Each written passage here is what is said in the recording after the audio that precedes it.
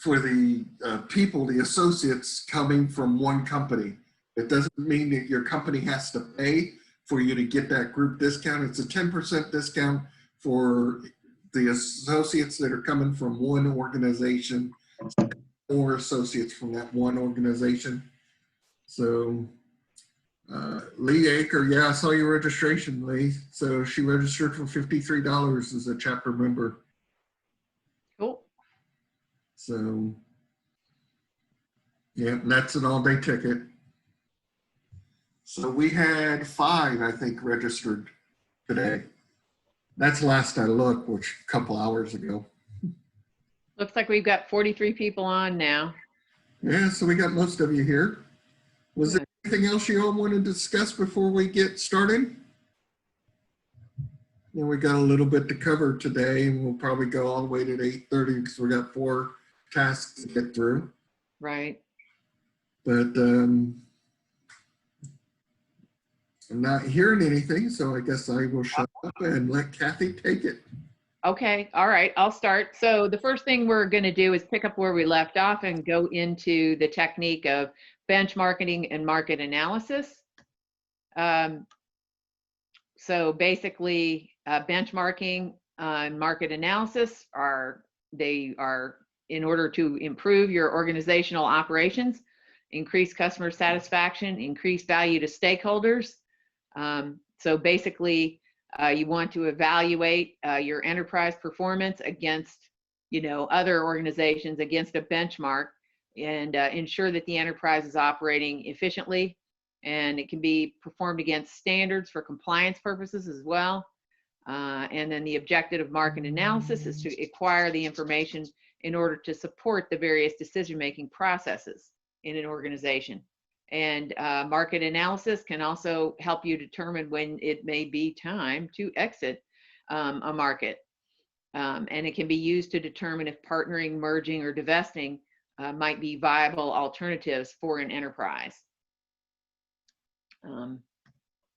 So benchmarking includes identifying what areas you want to study and, benchmark, what enterprises are leaders in that particular sector, who could be your competitors.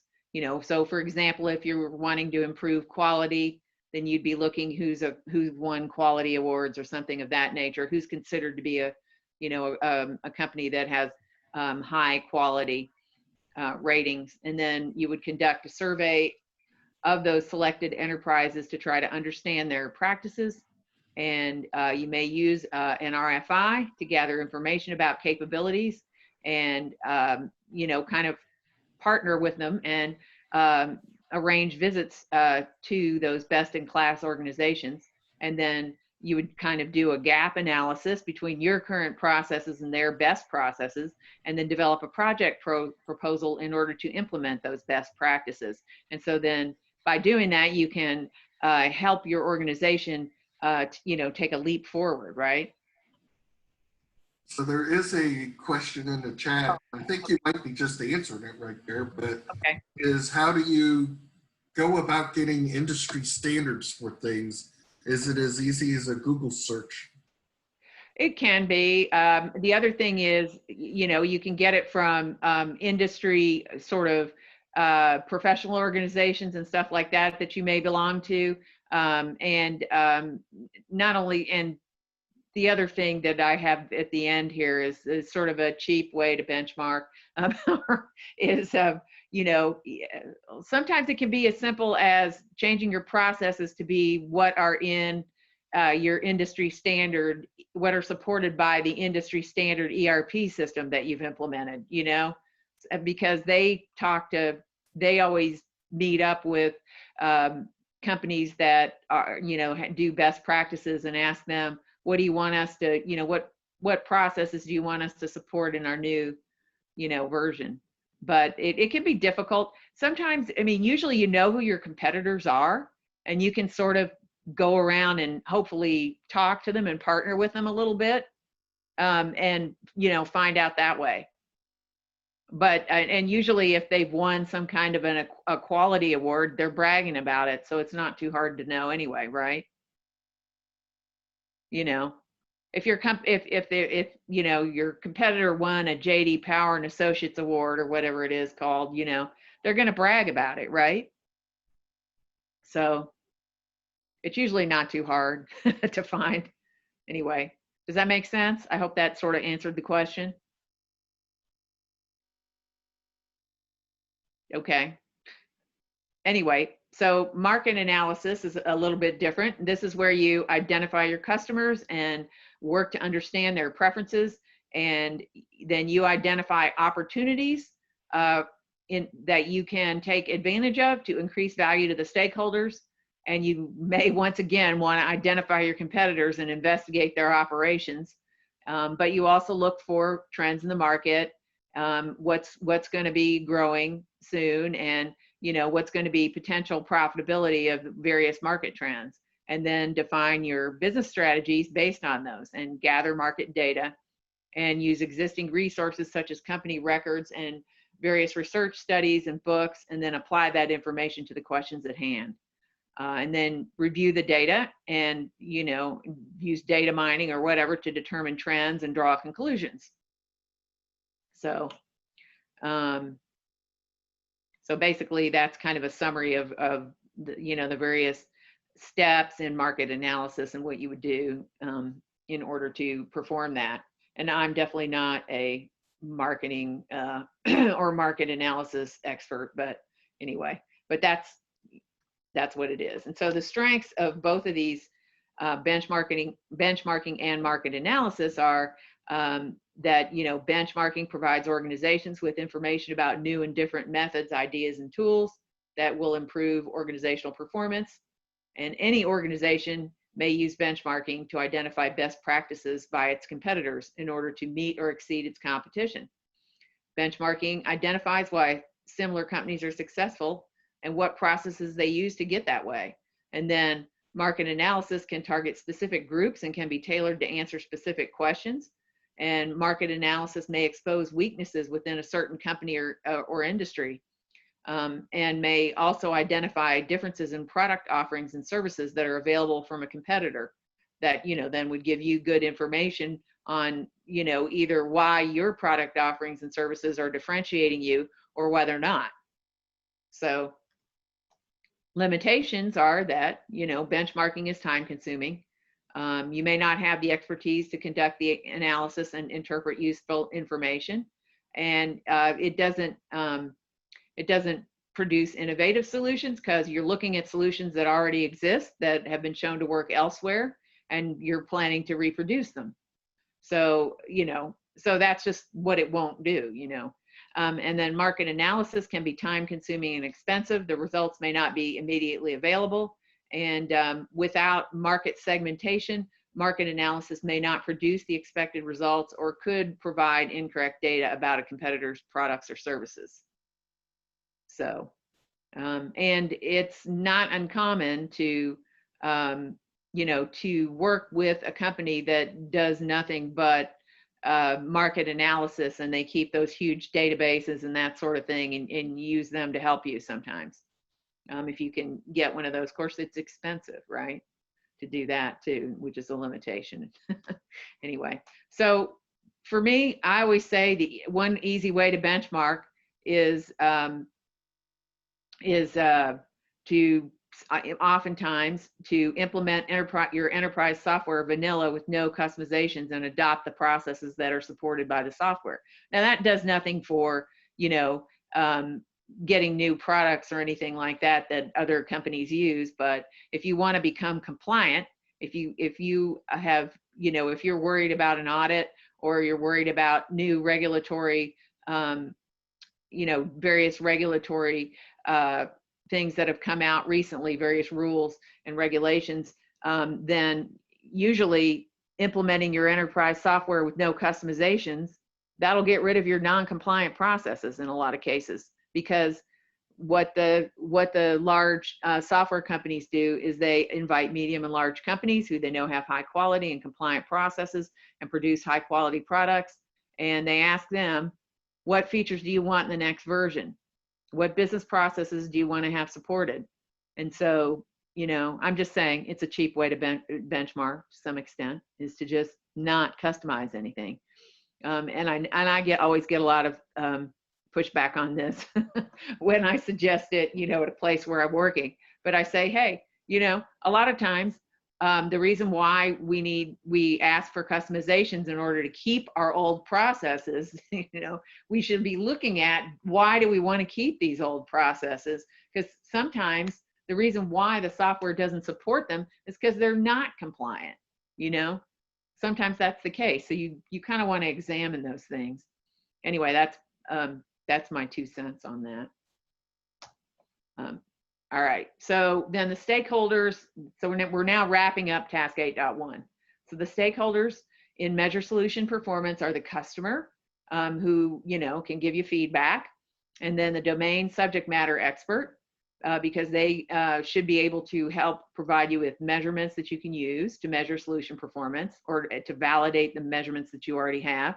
And then end user contributes to the actual value that's realized by the solution and can also provide feedback. And then the project manager, of course, because they're the ones who've got to manage the schedule and tasks in order to perform the solution measurement. You know, you may not need the project manager if the solution is already operational. And then because then there may not be a, you know, a project schedule and project schedule in that case. So, and then the sponsor, who will approve the measurements that are used to determine solution performance, and may also provide you with, you know, expectations, you know, certain measures and that sort of thing. And then the regulator, who will dictate or prescribe constraints and guidelines and solution performance measures. And so this can come from your internal audit, it can come from external auditors or external regulation, you know, external regulating groups. And then the outputs are your solution performance measures. So that makes sense, right? Okay. And then we'll move on to task 2, which is analyze performance measures. So, basically, you want to get insights into the performance of the solution compared to the value that it brings. And so a description of this is that you're going to interpret and derive meaning on measures collected during task 8.1. And BAs require a thorough understanding of the potential value that the stakeholders hope to achieve with the solution. So you need to understand that.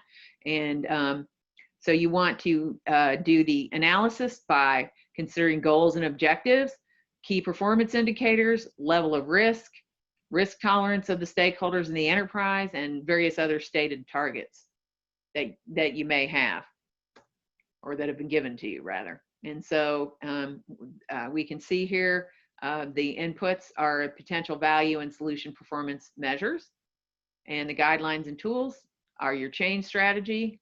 So that makes sense. Your future state description, your risk analysis results, because we were just talking about risk on the previous slide, and the solution scope, because you always have to keep the solution scope in mind to make sure that you're covering it, but not going outside the lines, right? And then the output is your solution performance analysis. And then 2 other tasks in this knowledge area use the output. Okay, so the inputs, potential value, solution performance measures, like we discussed on the last page. So the potential value is the value that you hope to realize by implementing the proposed future state. It's what you want. And so then you can use that as a benchmark and measure the actual value against the potential and figure out, you know, what is the variance, if any, and that sort of thing. And then, yeah, so the solution performance and measures provide information. Okay, so so business analysts in this particular element of the task examine the measures that have previously been collected to assess the solution's ability to help stakeholders understand the solution's value. So it can turn out that a high-performing solution may contribute a lower value than expected. Sometimes a low-performing but potentially very valuable solution might be enhanced to increase its performance. So, and sometimes the measures are not sufficient to actually determine the solution value, in which case the business analyst can either collect more measurements or treat the lack of measures as a risk, which makes sense. And I'm seeing their stuff in the chat window. Are there questions, or are people just having a conversation about it? Do you know, Aaron? Let me take a look. Go ahead. Okay, all right. So, so the next elements are risks and trends. So sometimes after you have measured the performance, it uncovers new risks. And so you have to identify those and analyze them, and, you know, the same that way that you would any other risks, and, you know, figure out how to mitigate them, you know, and have a risk response. And then hopefully you have collected a large enough sample size, or collected your data over a sufficient time period in order for you to be able to analyze it and maybe find trends.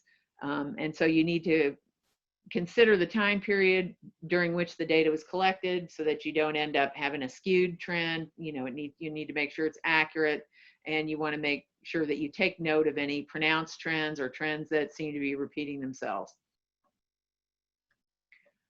And then accuracy, you got to have accuracy or your analysis will not be valid. And so BAs test and analyze the data, and to ensure their accuracy. And then hopefully the performance measures should be reproducible and repeatable. And any performance variances must be analyzed, and root cause analysis may be necessary to analyze the causes of the significant variances within a solution, because sometimes it's not, you know, it's not immediately obvious. So, and then the guidelines and tools, like we said earlier, are the change strategy, and the future state description, the risk analysis results, and the solution scope. And these all come from the strategy analysis knowledge area, which is chapter 6. So, and then the techniques are acceptance and evaluation criteria, like we saw in the previous task, benchmarking and market analysis, as we also saw in the previous task, data mining. So that's what you may use data mining techniques in order to figure out trends and variances and things of that and nature, and understand various patterns in the data. And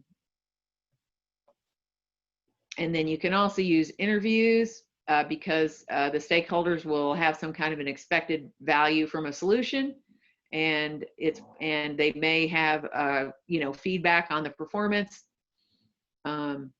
Either with so you may be interviewing an individual or more than one person at a time. And then metrics and KPIs, that only makes sense that would be used to analyze solution performance, because the reason why we have the solution is in order to help us achieve goals and objectives, right? And then you may need to use observation in order to observe the solution in action if the data collected does not provide definitive conclusions. And there's a question about that in the Watermark Learning Guide, in the, you know, in the back of the chapter. Anyway, I'm just saying. Then risk analysis and management, that's also a technique that's used. And then root cause analysis, which we also mentioned earlier, so that if you have identified a solution performance variance and you can figure out why, you know, what is the underlying reason. And then survey or questionnaire can be used to determine expected value of a solution and its perceived importance. And that, you know, especially if you have a large group that you want to send that to, like customers or something. And then, so the the technique we're going to look at in more detail is metrics and key performance indicators. So we call them KPIs. So we use them to measure the performance of solutions and solution components, or anything else that the stakeholders are interested in measuring, right? And so it's a quantifiable mechanism by which you measure the degree of progress towards achieving something, whatever it is. And they say here it could be a goal, an objective, an output, or an activity. And so typically the metrics are levels that are achieved by an indicator that represent progress. So, and that's the key thing. And so metrics and reporting are key components of monitoring and evaluation. So, and key performance is a specific type of indicator that measures progress towards a strategic goal or objective. And so there are, okay, so an indicator displays the result of analyzing one or more specific measures. And there are 6 characteristics of a good indicator. They are clear, relevant, economical, adequate, quantifiable, trustworthy, and credible. And I wish I had a good mnemonic for that, but I don't. Yeah, not really. I don't. Anyway. Quick. Yeah, that's what it looks like. Quick tea. Anyway, but so go ahead. Anybody thought of a good mnemonic? A little early, but the chat it looked to me just be conversation. Okay, that's fine. Create queue. Somebody came up with create queue. Create queue. Okay, I got it. That's cool. Yeah, there we go. Create queue. I'm down with it. Thank you. So metrics are quantifiable levels of indicators. So they're measured at a specific point in time. They can be a specific point, a threshold, or a range even. And so, and then there's a structure. So you have to have a data collection procedure, a data analysis procedure, a reporting procedure, and collection of baseline data. So, because you want to make sure that you collect the data the same way every time, right? And analyze it the same way, report on it the same way, and, follow a process. So, and then reporting, where you compare the baseline, the current metrics, and the target metrics, and calculate the differences. And visuals typically are used to explain details versus tables. So, and so the strengths of this technique are that it shows the extent to which a solution meets an objective, shows how effective the inputs and activities of developing the solution were, and facilitates organizational alignment by making sure that you link the goals to the objectives and supporting solutions, underlying tasks, and resources. So limitations are it can be very time consuming and require a lot of effort because you have to collect and analyze and report detailed metrics. So it may end up outweighing the benefits of doing this, the amount of time and effort and the cost of that. And in addition, the amount of data that needs to be collected may cause a delay in creating useful reports that would allow timely action. So, this whole thing says, the limitations are, the falling into the trap of analysis paralysis, right? That's kind of, I think, what they're describing here. So, so that can be, that can be a problem. That's a definite limitation of this particular technique.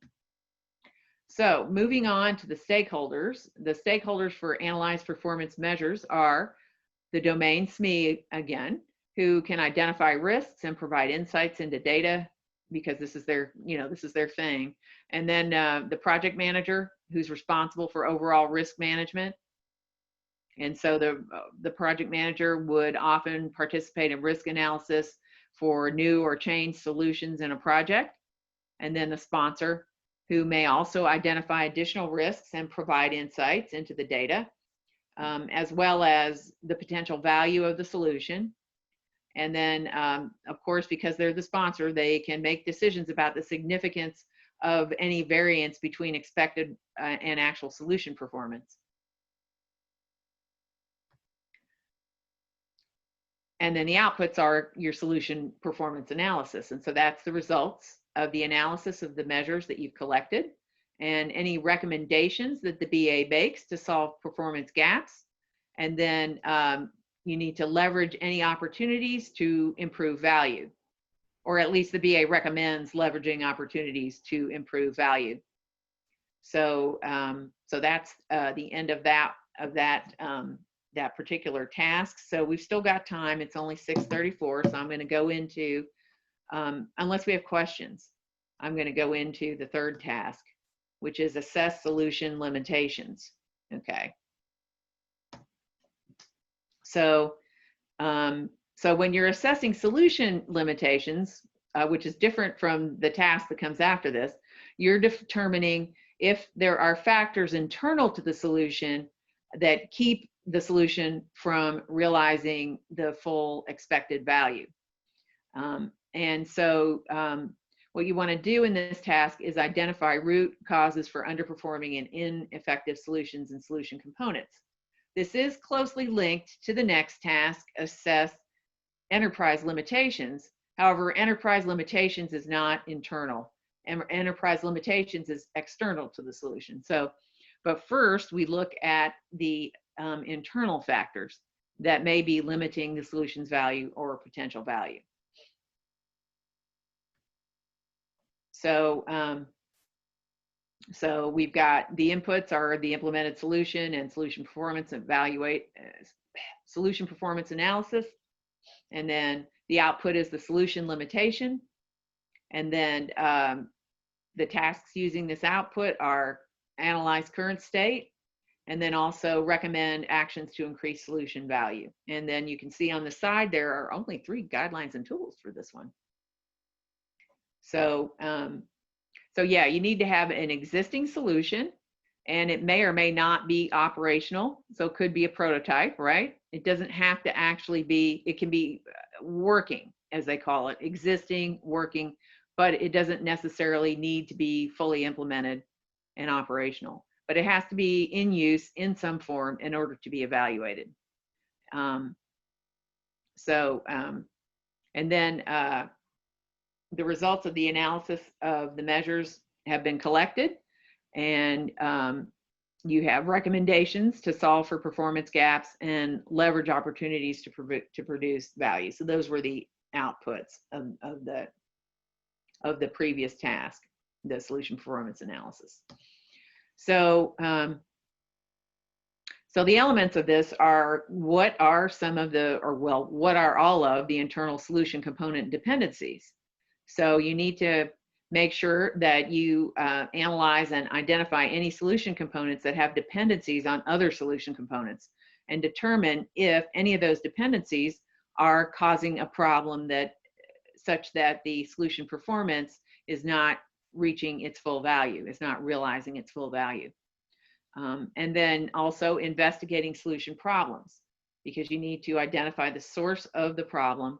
And if the solution is consistently and repeatedly producing ineffective outputs, you need to make sure that you do this. And so BAs identify problems by examining instances where the outputs from the solution are below an acceptable level of quality, or where the potential value is not being realized. And so, of course, you have to already have, you know, an acceptance criteria set in order to define what is that acceptable level of quality. And then the next element is impact assessment. So you need to figure out what impact do these problems that you have already noticed and identified, what is the impact to those on the solution, on the operation of the organization, or on the solution and its ability to deliver potential value. So you need to measure and determine the severity of the problem, figure out what is the probability that the problem will recur, and then what's the impact on the business operations, and what's the capacity of the business to absorb the impact. And so you need to figure out which problems should need to be resolved or mitigated and which can just be accepted. So because if it's not a severe problem and it probably won't recur and there's low impact on the business operations, you might just decide to accept it. So you may include additional quality control measures, newer adjusted business processes, or additional support to deal with exceptions to the desired outcome. And then risk assessment should be specific to the solution and its limitations in this particular step.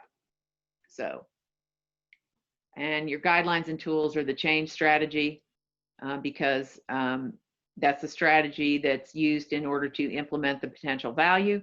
And then your risk analysis results, because you need to understand the overall level of risk and the planned approach to modifying any individual risks that have been identified. And then the solution scope, once again, you need to know what are the boundaries of the solution that in order that you measure and evaluate the solution correctly. And the techniques are a couple that we've already seen: acceptance and evaluation criteria, and benchmarking and market analysis. But we'll also examine, we can also use business rules analysis, which is, so we need to understand and illustrate the current business rules and what changes might be required in them in order to achieve the potential value of the change. Because sometimes I guess the business rules could themselves be preventing the potential value of the change to be realized. So, and then data mining, which is used to identify factors that may be constraining the performance of the solution, and decision analysis.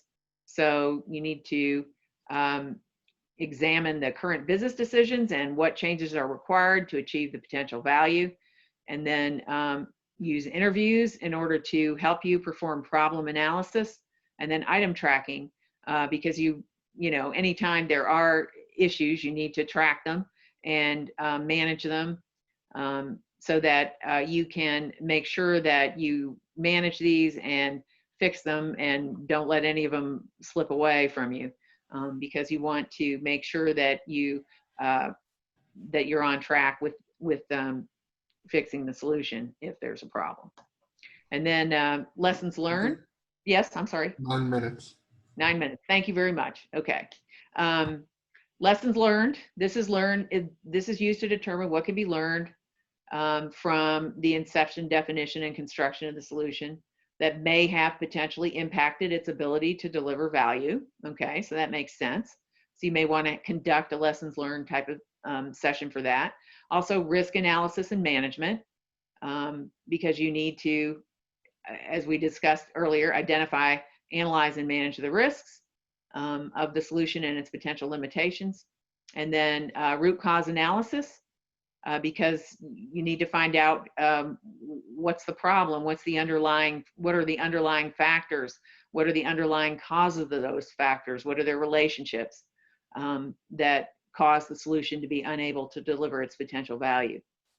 And then survey or questionnaire can sometimes help you to perform problem analysis as well. Okay, so that takes us to, I forgot about this. Okay, we're examining this technique. So we'll see if we have time to get through it. So we're looking at business rules analysis. So this is to identify, express, validate, refine, and organize the rules that shape day-to-day business behavior and guide operational business decision-making. So these can be business policies and rules, which guide the day-to-day operation of the business and its processes, and, you know, as well as decisions. And a business policy is a directive concerned with broadly controlling, influencing, or regulating the actions of an enterprise and the people in it. And a business rule is a specific testable directive that serves as a criterion for guiding behavior, shaping judgments, or making decisions. It must be practicable and is always under the control of the business. And so basic principles for business rules include basing them on standard business vocabulary to enable domain subject matter experts to validate them. And then express the business rules separately. So this is the what, express the what separately from the how they will be enforced. So because how they will be enforced should be a separate thing. And then you define them at the atomic level and in declarative format, as in must or does, instead of something like may or should, right? And then you separate those business rules from any processes that they support or constrain. They need to be stated separately. And you map them to decisions that the rule supports or constrains.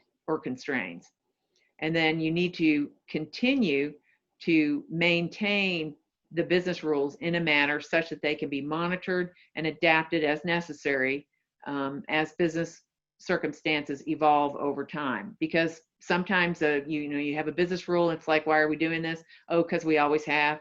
Well, you need to look into that, right? If it's one of those things where nobody really knows why you're doing it, you're just doing it because you've always done it that way.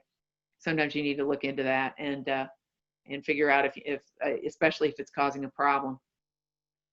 And then there are definitional rules that shape concepts or produce knowledge or information. They indicate something that is necessarily true or untrue and represent operational knowledge of the organization. They can't be violated, but you can definitely misapply them. They often prescribe how information may be derived, inferred, or calculated based on information available to the business. An example is a customer must be considered a preferred customer if they place more than 10 orders per month.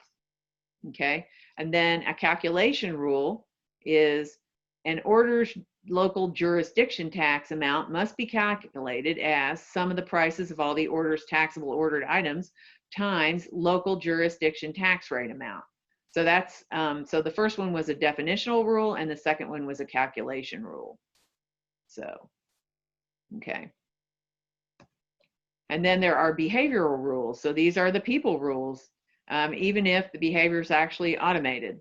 So these govern day-to-day business activity, and they place either some obligation on how you're supposed to behave or some prohibition on what you're not supposed to do, right? So it's on your conduct, actions, practices, or procedures. They're rules that the organization chooses to enforce as a matter of policy, often to reduce risk or enhance productivity. And behavioral rules frequently make use of information or knowledge that has been produced by definitional rules. And they're intended to guide the actions of people working within the organization or the people who interact with it.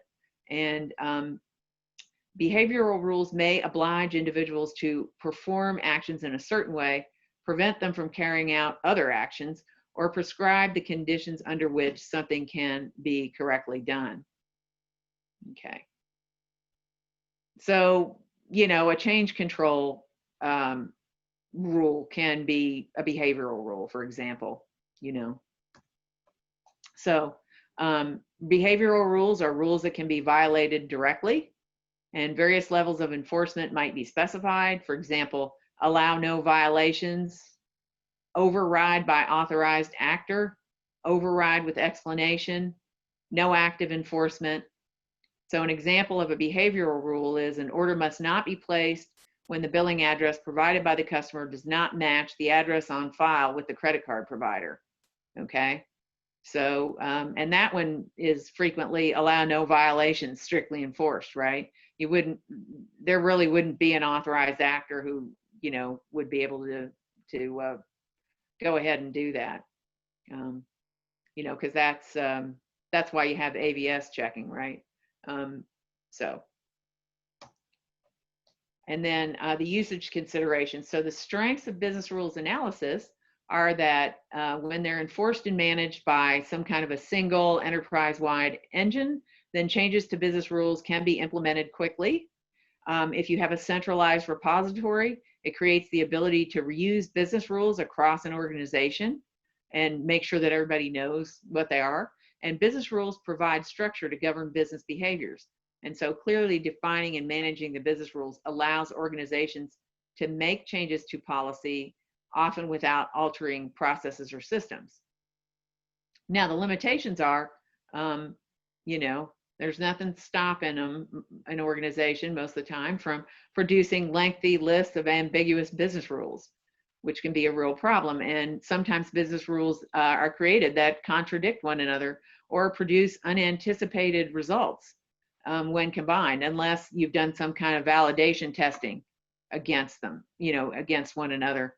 And also, if the available vocabulary is what they call insufficiently rich or not business friendly, or just, you know, vague and poorly defined, then the resulting business rules will be inaccurate or contradictory. So, you know, you've got to consider these these limitations and make sure that any business rules are, you know, correctly written and hopefully stored in a centralized repository and managed well. So then, One of the, mhm. I guess my limitations related to business rules is what is really a business rule and what is really a business requirement. Oh, that's a good point too. Yeah. Mm-hmm. So, you know, I confuse them a lot. I've written as a requirement and go, no, that's a business rule. Mm-hmm. You know, clarifying that. And I think there are more categories of business rules than the declarative and the calculation one that you were mentioning. Right. I attended a session that had like 5 different categories. I believe it. And I don't remember offhand what it was and that. So business rules can get very confusing. They certainly can. They certainly can. Yeah. And how many business, have you ever had a business rule repository tool? I haven't. No, But I mean, no. other than SharePoint, or, you know, I guess maybe you could call an employee handbook a business rule repository tool. Excel spreadsheet. Yeah, something like that. Yeah. Mm-hmm. Question is, how can a BA meaningfully determine the value of a solution? And so there's a bunch of interesting answers to this, right? So we got one answer. Okay, good. Oh, we're up 46 people. Wow. Amen. I know Joe Green was having storms. Seems like a few people were having storms today. Mm-hmm. He was having internet issues. No, that wasn't him that joined us. Hmm. All right, so poll question, we're up to 6 votes. If Okay. you not see it in the pop-up, you can answer in the chat. You see it on the PowerPoint there. Right. I got a couple of A's. A little prayer thrown in. BA, okay. Got 15, 16 answers on the pop-up. Yeah. Right. So that's 36%. I've seen at least 6 or 7 more in the chat.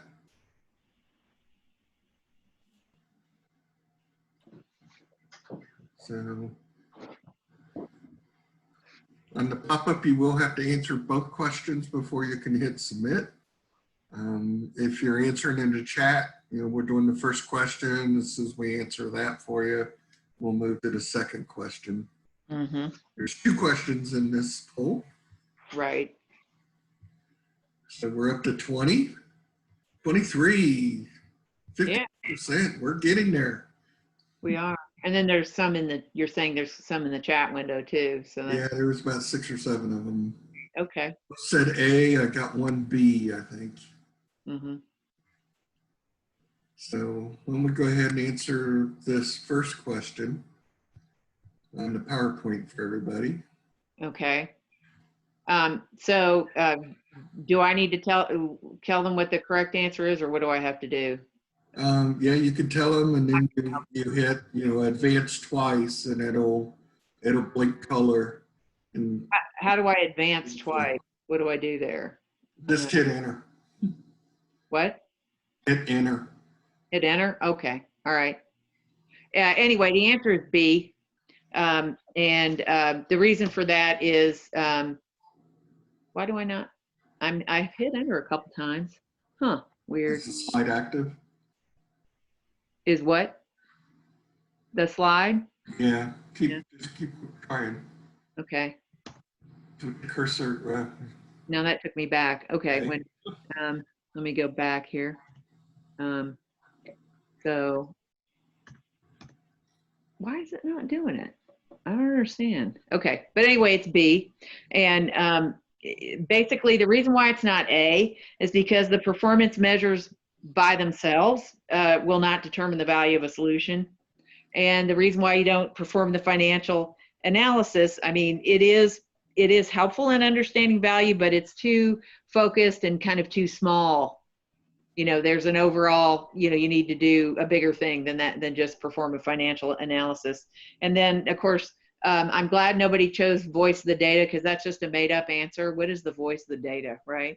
Oh, I'm glad nobody did that one. So, okay. Well, do I have to hit end polling or no? I don't want to do that. No. I Well, don't. go ahead and show the next question on PowerPoint. Okay. All right, I'll do that. Okay. So the next question says, how can, it says, in order to evaluate solution performance, a BA must have which of the following available?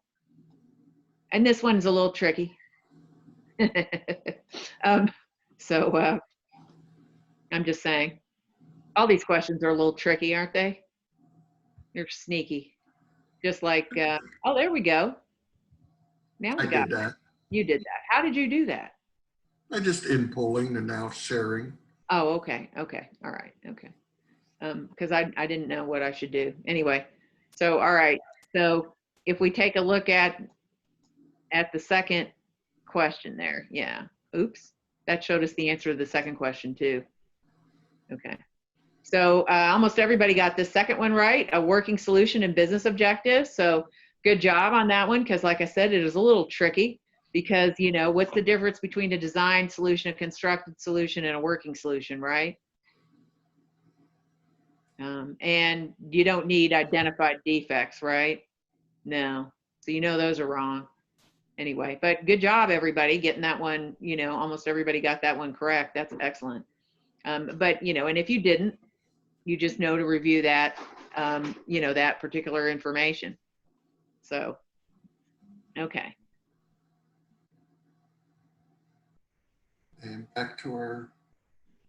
Okay. So the stakeholders for task 8.3, when you're assessing solution limitations, are the customer, who is ultimately affected by the solution and usually has their own perspective on the solution's value, and then the domain subject matter expert, who would provide input into how the solution should perform and may be able to help you identify potential limitations to value realization.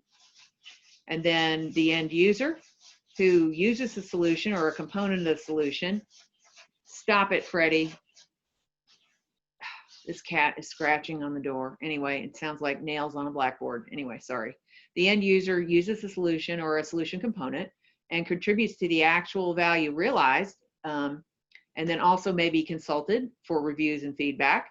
And then another stakeholder is the regulator, because their organization may need to be consulted about planned and potential value of the solution.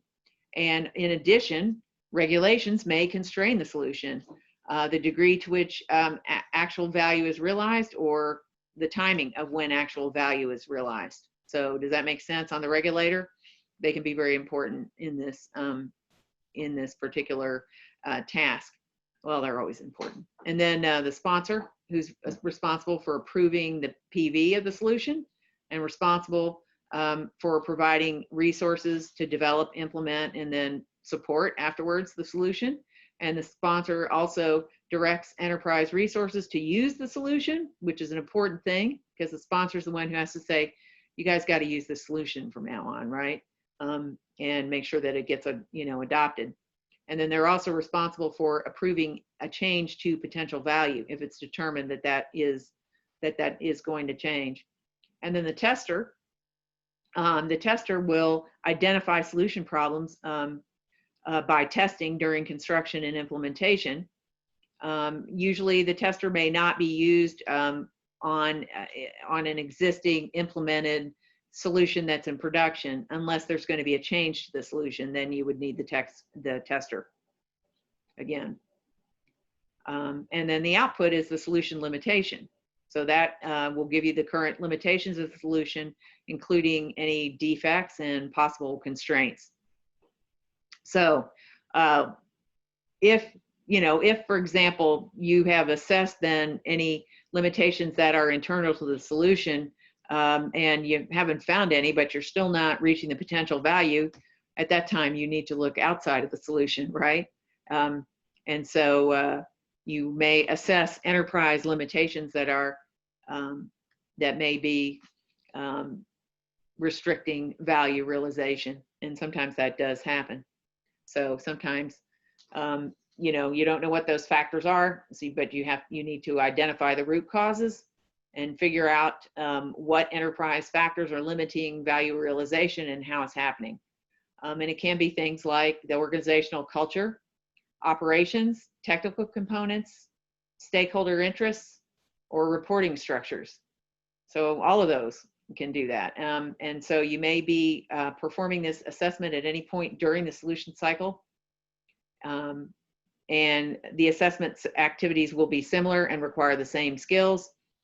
And then assessment may occur on a solution component during its development, or on, all the way to being a completed full solution prior to full implementation. And assessment may also occur on an existing solution that's currently working within an organization. So it may already be fully implemented and you've gone live on it, and it's just not providing the performance that you expected.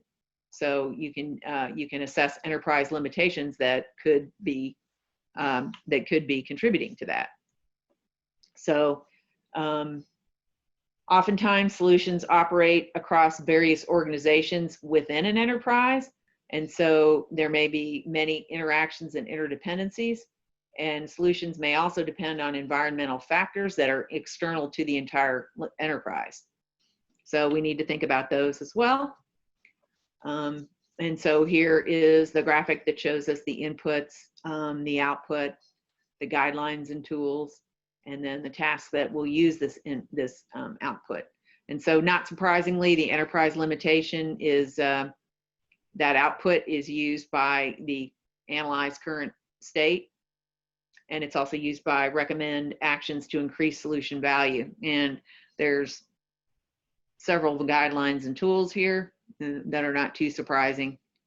And the inputs are obviously the constructed solution, and then also your solution performance analysis, and the current state description is another input.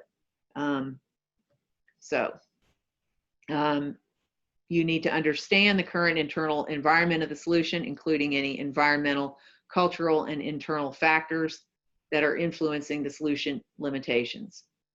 And then obviously you have to have some kind of an implemented solution. It has to be existing.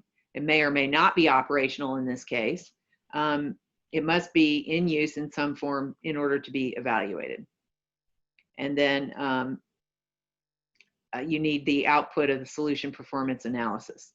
So you need the results of the analysis of measurements collected, and any recommendations that have been provided, and any opportunities that have been identified to improve value. So typically when you're going to assess enterprise limitations for whatever reason, you need to conduct some kind of an enterprise culture assessment. So the enterprise culture is defined as the deeply rooted beliefs, values, and norms that are shared by the members of an enterprise, and they may not be explicitly stated or directly visible, but they definitely drive the actions that are taken by an enterprise. And so you would perform cultural assessments that would identify whether or not stakeholders understand the reason why a solution exists, ascertain whether or not the stakeholders view the solution as something beneficial, and whether they're supportive of the change, and determine if and what cultural changes may be required to better realize value from a solution. I don't know if anybody's ever gone through an enterprise culture assessment, or they sometimes call it an organizational readiness assessment, something like that as well. or if you've ever gone through any kind of culture training where, you had your business, analyzed by consultants in order to help the organization improve. But anyway, it can be very interesting and, quite informative and often painful though. Anyway, I mean, so the enterprise culture assessment involves evaluating the extent to which the enterprise culture can actually accept the solution. So sometimes you have to have cultural adjustments, and you need to assess the enterprise's ability and willingness to adapt to these cultural changes. Because sometimes they can't, or they won't, or they just don't want to. But it can be very difficult. And so BAs need to evaluate internal and external stakeholders in order to gauge the understanding and acceptance of the solution and assess perception of value and benefit from the solution. And then also determine what communication activities may be needed and used in order to ensure awareness and an understanding of the solution. And, sometimes you can just clear it up by communicating more and better about, making sure that you explain to the stakeholders what the benefits are and how, how good it's going to be for them if it indeed is, right? Because a lot of times there could be a culture that's just very resistant to change, and nobody ever thinks that anything new is good, right? That can happen, especially if it's an organization that's been around for a long time. I worked for an organization one time that had been around since 1827. Now, not everybody that worked there had been alive since 1827, but some of them seemed like they had, as resistant to change as they were. So you need to do a stakeholder impact analysis as well, and this can provide insight into how the solution does actually affect a particular stakeholder group. So you need to consider the functions, which are how does the stakeholder use the solution, for what processes do they use it, and then what inputs do they provide to the process, how do they use the solution to execute the process, what outputs do they receive from the process, and then what are the geographic locations of the stakeholders interacting with the solution. If they're in different locations that are a ways from each other, it might, because they're not right there, you face to face or something, or talking to each other on a regular basis, it might impact their use of the solution and the ability to realize the value of the solution, possibly. And then there could be concerns, the issues, risks, and overall concerns that they may have. And this can include issues, risks, and overall concerns with the use of the solution, plus the perceptions of the value of the solution, which they may not think it's that it's that valuable, and the impact that the solution has on a stakeholder's ability to perform necessary functions. So they might be finding or be worried that the new solution will make it harder for them to do their job, which nobody wants that, right? And this is just an example of stakeholder impact analysis and enterprise limitation. So I worked for an organization that used Oracle eBusiness Suite. The accounting department was looking for ways to increase revenue and cash flow. The two ways they were thinking about were give existing business-to-business customers more ways to pay, and then give existing B2B customers rebates if they received certain annual purchasing levels. So an internal EDI and B2B subject matter expert in the company, who regularly sent interviews to the B2B or surveys to the B2B customers and also sometimes interviewed them, had found that the customers were very open to both the rebate idea and the more ways to pay idea, that they really liked it. So that was a plus for both solutions. And then, so I wrote a business case to do just an analysis project to investigate the two possible technology solutions. Implementing a rebate module, which was, I think it was called Oracle Trade Management or something like that. And we already owned it, but we weren't using it. Or implementing telecheck, which we would get from a different vendor that would give our B2B customers more way to pay. And at first we thought using the rebate module would be the simplest thing to do. However, you know, after, you know, we had a consultant help us with it, or a couple, and after reviewing the module to understand it better, doing interviews with members of the accounting department and the outside sales team, and you know, having it partially set up and kind of demoing it and that sort of thing, and then getting their feedback, we realized that extra process steps would be necessary for those stakeholders. And also that the outside sales team was convinced that the rebates would lower their commissions. So at that point, we realized our organization was not really ready to implement rebates, and that if we did attempt to implement that module, that it was probably not going to be used by the accounting department might not use it, and probably would not achieve its potential value. So based on the results we got from the interviews and surveys and the feedback, I wrote another business case to appropriate funds for only the telecheck implementation. And it was inexpensive to implement and lowered days of receivables by a significant amount. And, you know, we could have attempted to try to make cultural adjustments that maybe would have made the rebate thing a more viable solution. But we just decided at that point not to, that it wasn't going to happen. So we went with the one that was going to work and was the easiest to implement. So we implemented the telecheck, and that was a big hit. Lowered our days of receivables by a significant amount, and provided, you know, maybe even exceeded the potential value that we had thought it would, and it worked really well. So, but if we hadn't done, you know, a certain amount of stakeholder impact analysis and enterprise limitation analysis on both of these solutions, we might have gone ahead and spent a bunch of money to implement the Oracle Trade Management and then have it never be used. So, which would have just been money down the tubes. Okay. So are we doing okay on time still? 7:22. We've got 18 minutes. Is that correct? Yeah, Okay. We're still doing good on time. Okay. I want to kind of interject a real world example, because you just did. But back when you said that you bring BAs or consultants in to do assessment, you kind of reminded me back a little while ago in my career where I was with a consulting company, and we would be engaged by some of our clients to do what we called an IT assessment. So, and our goal was to really see how well the organization utilizes their IT resources, the department. And we did a network evaluation as well.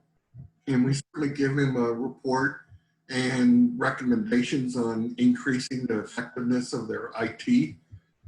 You know, when we were doing that, I mean, we would go in, we do interviews of many of their people, you know, that were there to see how they interact with the IT department. I never thought of that as a cultural assessment we were doing, but that actually is what it was. You're right. You're right. That is. You're right. Yeah, that's a great example. Thank you for providing that. That was good. You're right. That's a cultural assessment. Yeah. Yeah. Anyway, all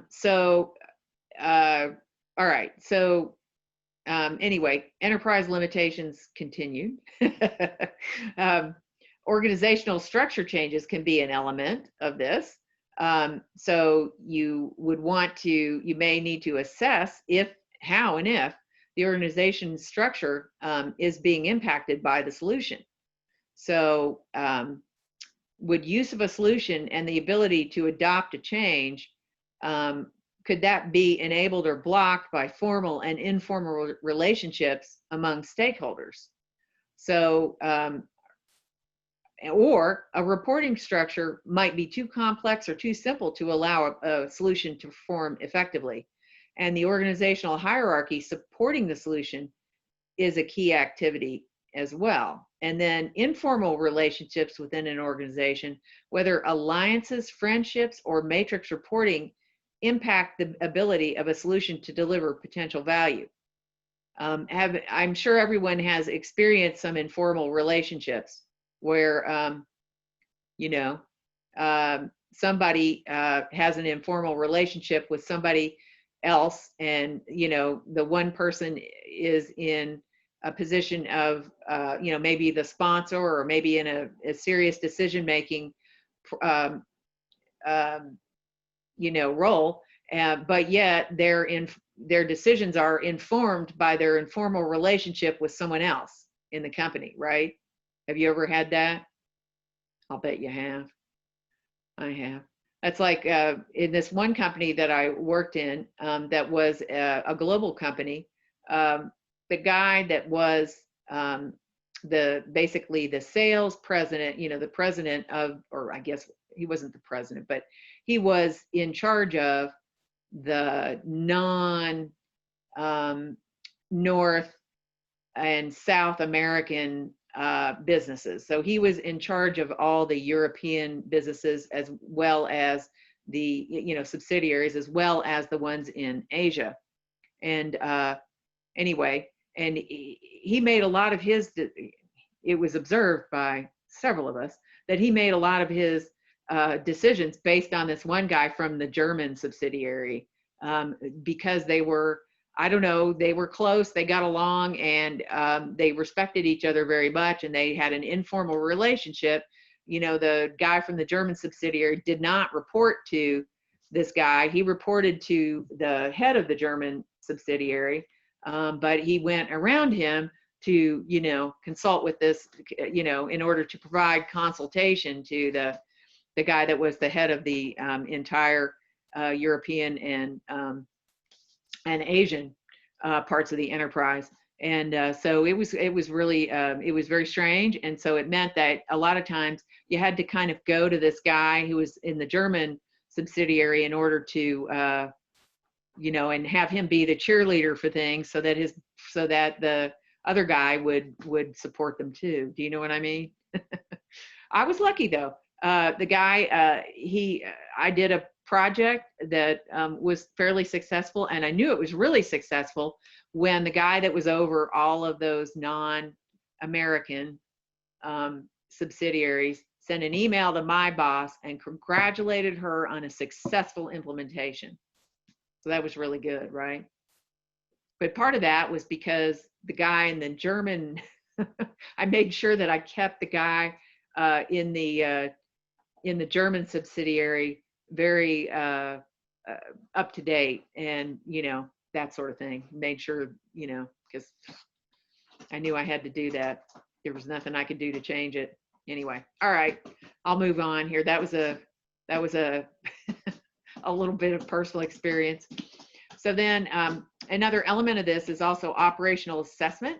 So is the enterprise able to adapt to or effectively use the solution? So which processes and tools in the enterprise are adequately equipped to benefit from the solution? And are there sufficient assets in place to support it? So you have to look at current policies and procedures, capabilities and processes that might enable other capabilities. Are there any skill and training needs? What are the human resources practices? How about risk tolerance and management approaches? And also the tools and technology that might support a solution. Do you have the correct tools and technology? So all those are important to consider when you're doing an operational assessment. And you know, obviously, if you you know, if you're implementing a solution and you know it's gonna require training, then you need to make sure that happens. So if we take a look at the guidelines and tools, there are business objectives, because those are considered when you're measuring and determining solution performance. Also, the change strategy that is that's in use to implement the potential value, and then the future state description.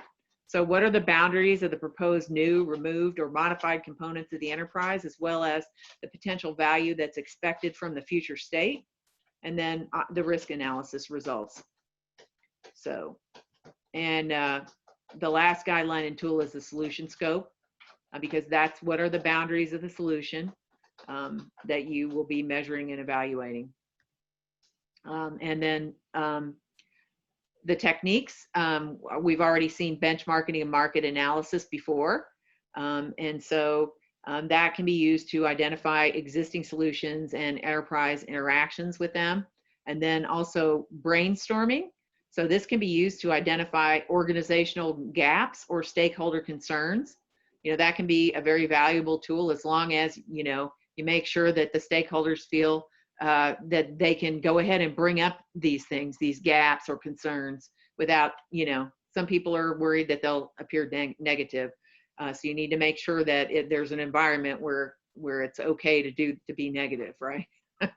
And then data mining can be used to identify factors that are constraining performance of the solution. And then decision analysis, again, and this would be used in the assessment to make decisions about functional, technical, or procedure gaps that have been identified. And then document analysis, you can use that sometimes to gain an understanding of the culture, but more often the operations and structure of the organization. And then interviews can be used to identify organizational gaps again and stakeholder concerns. Sometimes that can be, individual interviews can be more effective than brainstorming in that situation. And then item tracking, so that you make sure that any issues that have been identified are not neglected, or that they don't drop off site, and that you are able to get them resolved. And then lessons learned, so you can analyze previous initiatives and how the enterprise interacted with solutions in the past. And then observation, so you may want to witness the enterprise and solution interactions in order to identify impact. And then organizational modeling, which is a little different from an organizational chart, right? Because it also includes kind of people's roles and what they do and that sort of thing, as opposed to just their title and who they report to and who reports to them.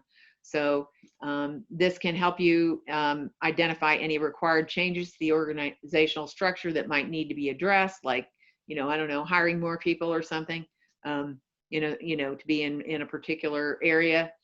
And then process analysis is used to identify any opportunities to improve the performance. And then process modeling, where you would want to illustrate the current business processes and any changes that need to be made in the current business processes in order to achieve the potential value of the solution. So, which I think we talked about earlier, about changing your processes to fit the solution better. Sometimes that can happen, or it doesn't necessarily mean fit the solution, but in order to use the solution in a way in which you would achieve the full potential value. And then risk analysis and management. So you need to consider the risk in the areas of technology, finance, and business. So as in, do the selected technological resources provide the functionality that has been required and expected? And then could costs exceed levels that make the change salvageable? Ooh, right? And then will the organization be able to make the changes necessary to attain the potential value from the solution? And then another technique is you can look at a roles and permissions matrix, which can be used to determine roles and associated permissions for stakeholders, as well as the stability of end users. Okay, and so permissions would be, within the solution. And then root cause analysis, which you would use to determine if the underlying cause is related to factors of enterprise limitations. And you can also use a survey or questionnaire for the same reason that you might use an interview or a brainstorming session in order to identify gaps and stakeholder concerns. And then you can also do a SWOT analysis in order to demonstrate how a change will help the organization maximize strengths and minimize weaknesses, and also identify or assess strategies that may have already been developed to respond to the identified issues. You can do a SWOT analysis to assess those. And then the last one is workshops, once again, to identify any organizational gaps or stakeholder concerns. And then the stakeholders are the customer, the domain subject matter expert, the end user, the regulator, So this can be one or more regulators, more, government or professional entities. And there may be laws and regulations that must be complied with prior to or as a result of any planned or implemented change. And then the sponsor authorizes, ensures funding for a solution delivery, and also champions any action to resolve problems identified in the organizational assessment. So the sponsor is very important. You need the sponsor to help you with these things. They're not things you can do yourself. And then the output is the enterprise limitation. So this is a description of the current limitations, including how the solution performance may be impacting the enterprise. So does that bring us up to, nope, we got 5 minutes to break. Do we want to go to break 5 minutes early or start into? So first question. Okay, so the first question, Francine is analyzing data regarding the efficiency of a new process utilized by 3 different shifts. The data differs markedly and doesn't point to any conclusions. The people working the 3 shifts are the same day in and day out. The work is the same among all the shifts. What is Francine's next step? Renee's saying the first question's cut off on It is in the poll. I'm not sure why. in the poll. Yeah, in the poll. It's fine on the PowerPoint, but for some reason it doesn't show the part where it says the work is the same on all shifts. What is Francine's next step? Oh, okay. That's cut off. That last little bit is cut off on the poll for some reason. But as long as everybody can see that PowerPoint slide, they should be okay. Yeah, it must be that it's gone over the. It must have gone over the limit. There's a character limit, and yeah. It must have gone over that. So we'll have to. Okay. Yeah. Make it smaller. Yeah. Right. So, yeah. So I guess 13 answers in the poll, 29, 15. We're getting up there. All right. Folks. So root cause analysis, observation, interviews, or survey or questionnaire. Mm-hmm.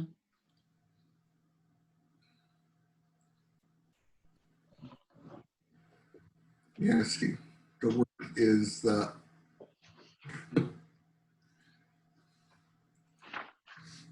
it's the same among all shifts. What is Francine's next step? I think is the end of that. Yep, that's right.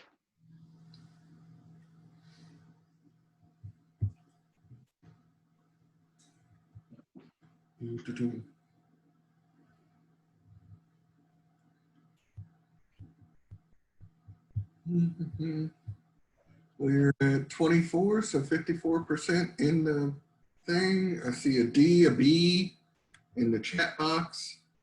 I think that's all I see. Okay. All righty.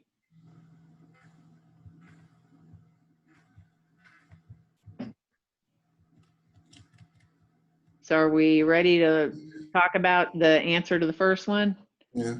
And I don't know. RCT root canal treatment. Okay. Okay. All right. So the answer to this one, the correct answer is observation. And, so poor old Francine's going to have to go to all 3 different shifts and observe what everybody's doing, right? Or she and her and any other BAs that she's working with that are working to analyze the data. So, yeah, so because observing the people in action, performing the process will give insights that the data alone does not, right?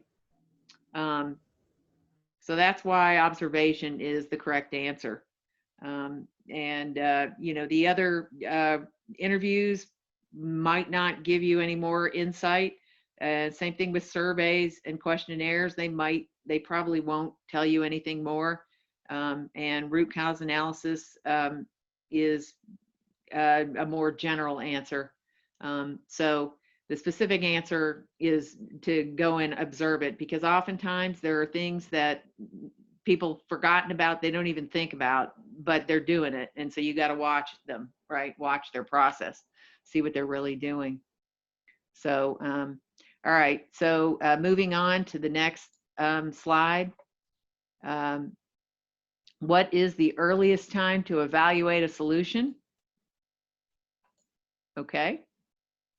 So we've got, no, that's got a lot of, already has a lot of answers there. Okay. So the correct answer is yes, after a prototype. And after a prototype is the earliest of these things, right? Because first you have a prototype comes before a pilot. And a pilot comes before an operational release, and an operational release definitely comes after the release's warranty period expires, right? So that's the earliest you can do it is after a prototype. So I'm assuming in that you're saying it's a working prototype. Correct. Yes. Yes, and a prototype can be considered to be a working or existing solution. Yeah, you can have a working. So probably an evolutionary. Yeah. Or functional Yeah. type. Right. That makes sense. If it's just a paper prototype, that wouldn't work. You can't evaluate a solution if you've got something drawn up on paper. Right. Right, but this one is actually, I think, from the from the introduction part of chapter 8 in the that it talks about it. Anyway, so but anyway, so that's it.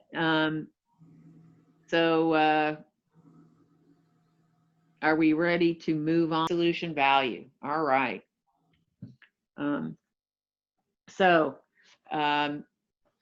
All right, so we want to understand the factors that create the differences between potential value and actual value. So what factors created the variance, and then we want to recommend a course of action to align them. So we want to understand the aggregate of all of the performed assessments and identify alternatives and actions to improve solution performance and increase that value realization so that we can get as close to the potential value as we possibly can, right? And so generally, the recommendations identify how a solution should be replaced, retired, or enhanced. And you want to consider the long-term effects and contributions of the solution to stakeholders. And it also may include recommendations to adjust the organization to allow for maximum solution performance and value realization. So it can, as you say, it can also include organizational changes that are recommended. So here we look at the graphic that shows us the inputs or the solution limitation, the enterprise limitation, and then you've got very few guidelines and tools, just the objectives, the current state description, and the solution scope. And then your output is the recommended actions. Okay. So here are the inputs again. So the enterprise limitation tells how the current limitations of the enterprise, including how the solution performance is impacting the enterprise, and then the solution limitation, which is the current internal limitations of the solution, which may include constraints and also defects in the solution. And then the elements are adjusting the solution performance measures. So this is an effort to identify and define more appropriate measures if that's required. And then this can be applicable if where the performance of the solution may still be considered acceptable, but it still might support, it may not support the fulfillment of business goals and objectives. So it may, as I say, it may be not unacceptable, but it still might not be good enough. And so recommendations, then recommendations is the next element. So these describe ways to increase solution performance. But this is not always the case. Depending on the reason for lower than expected performance, it may be reasonable to take no action or adjust some factors that are external to the solution or reset the expectations for the solution. So sometimes you're not going to actually recommend ways to increase the solution performance. And so examples of recommendations that a business analyst may make are do nothing, which is usually recommended when the value of a change is low relative to the effort required, or when the risks of change significantly outweigh the risks of remaining in the current state. It may also be impossible to make a change with the resources available or in the allotted time frame. And then additional examples are organizational change. So this is a process and set of tools for managing attitudes about, perceptions of, and participation in the change related to the solution. So some possible recommendations that you might make are automating or simplifying the work that people perform. Relatively simple tasks are prime candidates for automation. And in addition, work activities and business rules can be reviewed and analyzed to determine if there's opportunities to, re-engineer the processes and make changes in responsibilities or outsource. And then improving access to information. So the change may provide greater amounts of information and better quality of information to staff and decision makers. So that's the organizational change type of recommendation. And then there's also reducing complexities of interfaces. So interfaces are needed whenever work is transferred between systems or between people. You want to reduce the complexity of those interfaces in order to improve understanding. And then eliminate redundancy. So different stakeholder groups may have common needs that can be met with a single solution, which would reduce the cost of implementation. And then avoid waste. So you want to remove any activities that do not add value, minimize activities that do not contribute to the final product directly. Okay. So, and then there's also identify additional capabilities. Sometimes solution options may offer capabilities to the organization that are above and beyond those that were originally identified in the requirements. And in some cases, these are not going to be immediately put into use because the value is not going to be needed right now, but they have the potential to provide future value. Because the solution may support the rapid development or implementation of those capabilities if they're required. For example, a software application may have features that the organization will probably use in the future and that they think they will use in the future. So, and then another recommendation is to retire the solution. So sometimes you have to consider replacing a solution or a solution component because it's reached the end of its life. Some services are being insourced or outsourced, or the solution is just not fulfilling the goals for which it was created. And then you need to look at, in addition, the ongoing cost versus initial investment. So especially as the solution ages, it will have increasing costs over time. And while, putting in a new solution may have a higher investment cost up front, the maintenance costs will be lower, until it too gets old. But, and then you need to look at the opportunity cost. So that's the potential value that could be realized by pursuing alternative courses of action. So, and in retire the solution, one of the things that you want to look at is, necessity, because most solution components have a limited lifespan due to obsolescence, changing market conditions, whatever. And after a certain point in the life cycle, it will become impractical or impossible to maintain the existing component.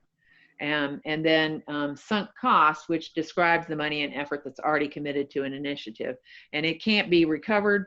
So it is really irrelevant when you're considering future action. And there's at least one question about sunk cost on the CBAP exam that I had that basically is, where you're supposed to answer that you either don't choose it or you answer that it's irrelevant. I forget which, but so typically decisions should be based on future investment required or future benefits that can be gained, and ignore sunk costs basically, because those you've already done.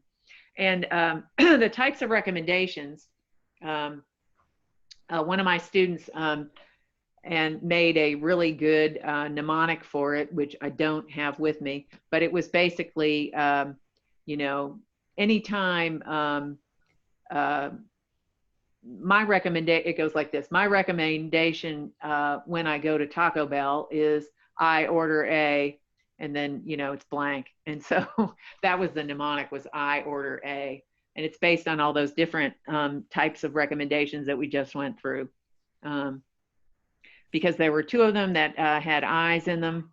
And, and then there was organizational change and do nothing, which was the D, and, that kind of thing. So I'll find that and put it in the chat window later, how that worked. I've got it though, in another PowerPoint. And then, so the guidelines and tools for recommending actions is. Hey, Kathy, before you get there, I kind of wanted to comment on those recommendation of actions. Yes. I don't know if they are starred, if there's a star next to those in either the Watermark Learning or the Business Analysis Knowledge Academy books. Certainly should be a star on it. I would not be surprised at all if you see a question or two about those recommendations and that. Yeah. And you kind of said it there also, is specifically that do nothing is a valid recommendation. Right. You might not be getting the full potential value you thought you would get when you created the solution.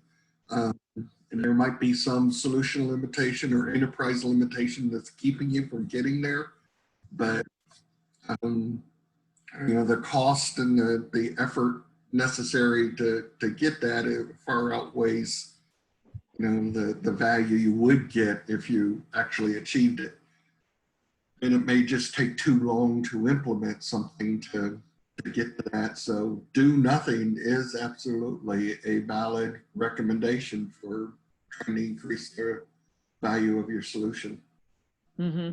Yeah. I mean, you always have to consider the do nothing case, right? Anything from do nothing to retire the solution, right? Yeah. Right. There you go. Yeah. Yeah, absolutely. Yeah. Okay. So, so moving on to the guidelines and tools, business objectives are a guideline and tool, because those are considered in solution performance, right? And then the current state description, because that provides the context.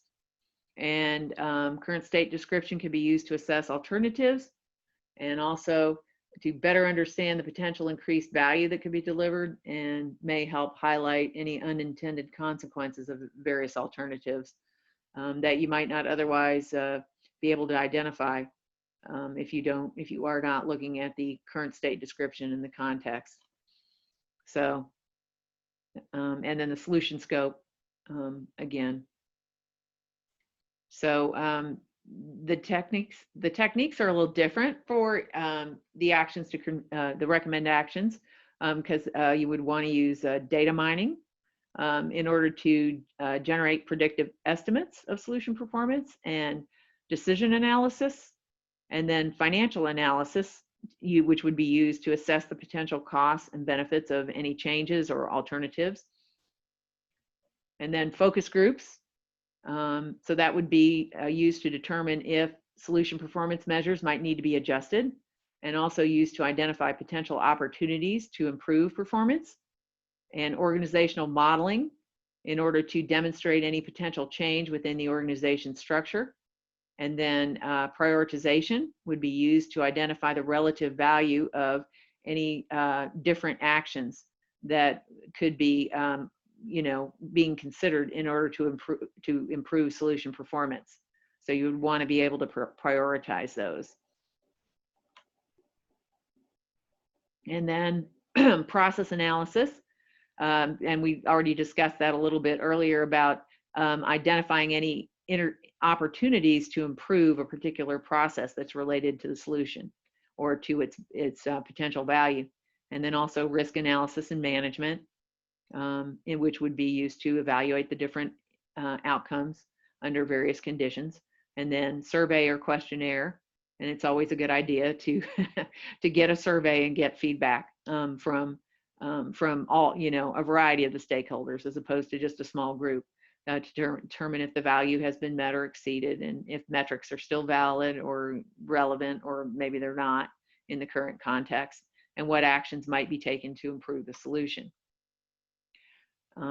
So the next technique we're going to look at in detail is prioritization.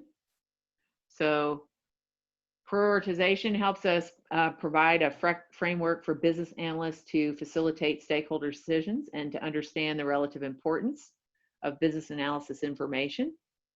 So you have to have a process that you use to determine the relative importance of various pieces of business analysis information. The importance might be based on the value, the risk, the difficulty of implementation, or various other criteria. So there are different approaches to prioritization for the purposes of this technique. We're talking about 4 different classifications. So there's grouping, ranking, time boxing / budgeting, and then also negotiation.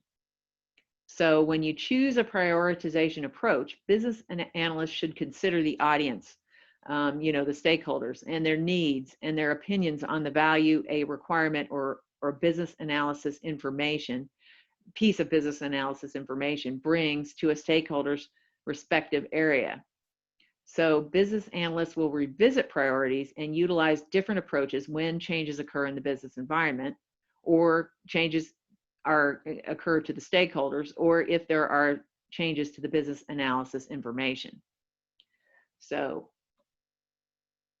if we take a look at grouping first, grouping is where you classify business analysis information according to predefined categories such as high, medium, or low priority. Many requirements management tools support listing the priority category as an attribute of a requirement. So that's good to know, right? When you're looking for a requirements management tool, make sure that it has that. And then ranking. Ranking consists of ordering business analysis information from most to least important. And some adaptive approaches involve the explicit sequencing of requirements in an ordered list, which is called a product backlog, which everyone has probably already heard of before, right? So that is one, that is one type of ranking, product backlog ranking. And then you can do time boxing and budgeting. So time boxing or budgeting prioritize business and analysis information based on the allocation of a fixed resource. And so it's frequently used when the solution approach has already been determined.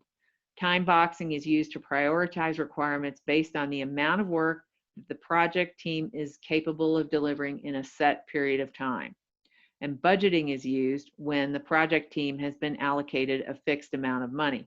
This approach is most often used when a fixed deadline must be met, or for solutions that are enhanced on a regular and frequent basis.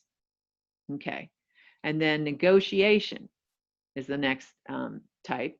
The negotiation approach involves establishing a consensus among stakeholders as to which requirements will be prioritized. So the strengths and weaknesses of prioritization are prioritization can facilitate consensus building and trade-offs, and ensures that solution value is realized and initiative timelines are met, with the trade-offs being key to meeting the timelines. And then the limitations are some stakeholders may attempt to avoid difficult choices, and they may fail to recognize the necessity for making trade-offs, because this is that whole, but we need it all, right? So the solution, or it's all equally important.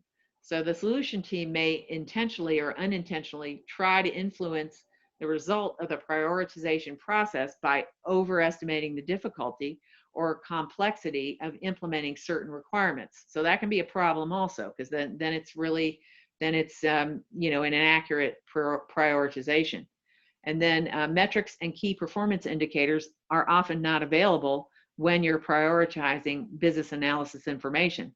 Therefore, a stakeholder's perspective of the importance will probably be subjective, right? So, those are some limitations that you just need to take into account when you are practicing this particular technique. So the stakeholders in recommend actions to increase solution value are the customer, who is directly purchasing or consuming the solution, and they may interact with the organization in the use of the solution. And then the domain SME, who provides input into how to change the solution and or the organization in order to increase value. And then the end user uses the solution, and they may be a component of the solution too.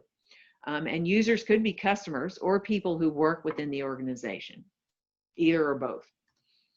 And then the regulator, which would be one or many, as usual, government or professional entities that ensure adherence to laws, regulations, or various rules. And so relevant regulations must be included in the requirements. And then the sponsor authorizes and ensures funding for the implementation of any recommended actions. So those all make sense, right? So that's not actually that many stakeholders for this one. And then why did I not have an output screen? Did I accidentally delete that? Let me go back. Hang on a second. Maybe I hit the, yes, there we go. Sorry. I zipped right past the output. So the output are the recommended actions themselves. So this is a recommendation of what should be done to improve the value of the solution within the enterprise. So that's the output. So that takes us to the end of chapter 8. So do we have any questions about this or some discussion? Because it's right now, we've got about a little over 15 minutes left in the class. Yeah, any comments? Seeing any questions yet? So anybody have anything I have a quick question. This is Usha. Okay. Requirements management tool. Is anyone using any tools? I'd like to know. I'm not at this time, but I have used things like Team Foundation Server or you know, a help desk system to maintain requirements, which, you know, it wasn't, you know, with using a help desk system, that was really an off-label use of a help desk system, but that was before we got Team Foundation Server. But I use Jira at my job. We use Jira, and we just switched off of Team Foundation to Jira. I like Jira pretty well. Yeah, I do too. I had the opportunity to use Jira on one project, but we did not own the solution, but the consultants that were helping us had it, and so we used it. Right? It is nice. It's really good. Yeah. Oh, Jira has some add-ins just for requirements management, but it's a matter of talking people with the money to get it. Mm-hmm. Project managers seem to get everything they ask for, and then, you know, the rest of us is not using it. But there is a requirement management specifically. They've got several options to choose from that are add-ons for Jira, and that would be great. Mm-hmm. And isn't Jira short for Gojira? I think it is. You know, which was Godzilla's real name, right? Gojira. I mean, I did work at one place that used the Jira sibling Confluence, and they would just write them down there, but it's not a searchable. It's more like a like a word. Yeah. Oh, okay. I've never used Confluence. And you could link them as best as you can, but it's not as it's not easy to manage, and especially keep up with life cycle. But you would need to be able to, Jira lets you at least use in plain Jira. You can search, you can query to find, like, especially if you need not just traceability, but let's say maybe it's a drop-down list and they need to add a new value. You can at least search and go find the original story, and you can have those linked. You know, maybe they're going to add new, so you can keep them together. I've also used very complicated spreadsheets. Oh, I don't like those. Yeah. which is not optimal. Right. Currently, I use spreadsheets and also the help desk ticketing system, but there are very few in that system, though. Right. So not one place where I can store everything. Right.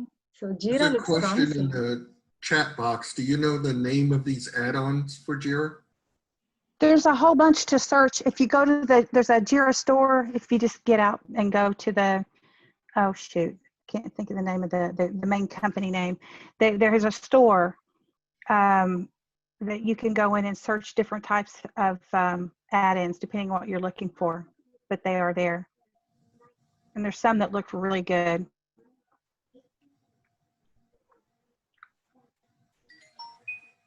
Okay. And a few people have said they use Excel, Jira, Raleigh, HPALM were some of the things I saw in the chat while you all were talking. We use that HPLM, that or ALM, or I think I've used its grandpa. They were more used for to, like shoot, I'm going blank until it's late in the day for me. For the QA type things, to log defects and things like that was the add-on or the piece that we had. It was more for defect logging, and that was making commercial software too. So there was multiple people that could log things on there. Yeah, defects and testing. Yeah. Yeah. And somebody said their organization was implementing Top Team Analyst, and now we have a question of what is Top Team Analyst. It is a business analysis tool, which is the newer generation of the old requirements management tool that has a lot more features to it, and things such as prototyping tools inside it, the networking and the being able to talk to your stakeholders within the tools, kind of get approval on requirements, just a few more features. New generation of tools. Top Team Analyst is actually one of the sponsors for IIBA. I see their logo on a lot of the communications and the IIBA website and things like that. So it's one of the up and coming, I think, one of the big newer tools.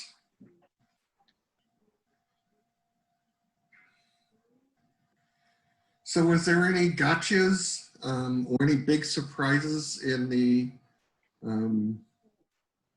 studying? Anything that was an aha moment, a real lessons learned? Like do nothing is a viable recommendation. Right. Yeah. So, okay, the email has gone out for next week. Next week is a practice test, number 3. We'll be over chapters 7 and 8. ECBA will have chapters 1 and 2 questions in it, key concepts in the BA profession. So, difference between observation and interviews. You want to take that, Kathy? Okay. Well, with interviews, you're talking to the particular stakeholder, and a lot of times with observation, you can do different kinds of observation, but in one kind, you just watch and you don't ask any questions until the end, right? You might ask questions at the end, but in most cases, you allow the process to be performed in front of you uninterrupted. So it's a little different from an interview, because in an interview, they're not necessarily performing the process. In the observation, you're actually seeing what the stakeholder, how they use the solution and what they're doing. So I think you covered that very well. You're in observation, you are actually watching the stakeholders do their actual job, do a process. Observing it, and there are 2 types. Kathy kind of got into those. Anybody know what the 2 types of observation you can do? Shadowing is one. No. That's what I thought of as shadowing. You're watching, Active. but you're quiet. Active You're and just passive. So okay. set it into things. So passive is what Kathy was describing, where you're passive. You stay back in the process. You want it when timing of the process, and you want to see the process go. uninterrupted in exactly what they do, and then you save your questions to the end. Whereas active, you can ask them questions as they're doing the process. So it just depends, you know, how important seeing the process uninterrupted is to your observation. And then interviews is, you know, any kind of, you know, just talking to the person or not actually performing a process for you. Right. You describe it, they talk to you about it as opposed to actually performing it. Difference between surveys and questionnaires and workshops.